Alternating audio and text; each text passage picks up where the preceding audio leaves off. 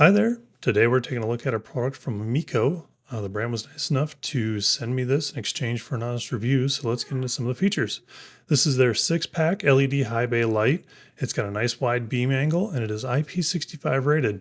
Packaging comes really well. Each light is in its own box. It comes with a nice user manual that gives some great information on how to mount the light, where to mount it, and how to install it. Installation is really quick and simple. You just take the included hook and the included washers, put them together, thread it into the back of the light, and you're ready to go. Once installation is complete, you can see the back side of this light is made completely of aluminum. It's got these great cooling fins on the back side that will allow it to dissipate heat quickly and easily. The front side of the light has a shatterproof lens with a bright white reflector.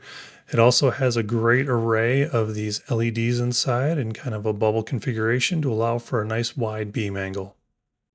Now I put these up in my garage. I replaced a 4-foot shop light and the light quality is much better. I hope this helps your buying decision. Thanks for watching.